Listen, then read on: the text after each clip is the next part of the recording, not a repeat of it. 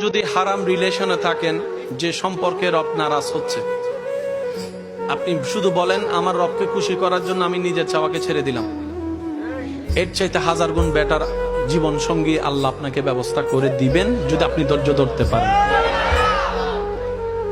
আল আকিলু তাকফিহিল ইশারা। ইমানদার ভাই, একটু বুঝুন, একটু থামুন।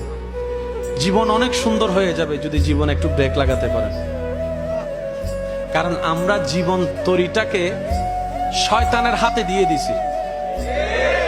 এখন যদি একটু ব্রেক লাগায় কোন রকম ইমানি শক্তি দিয়ে শয়তানকে ওখান থেকে সরাইয়ে রবের রহমতের উপর ছেড়ে দিতে পারি, আপনার দিনটাও কল্যাণের হবে, রাতটাও কল্যাণের হবে। এমন কল্যাণের হবে, রব চাহে তো আপনাকে দুশমনে আগুনে ফেলবে, সে আগুনটা আপনার জন্য নিয়ামতের আগুন হয়ে যাবে। মনে থাকবে ইনশাআল্লাহ।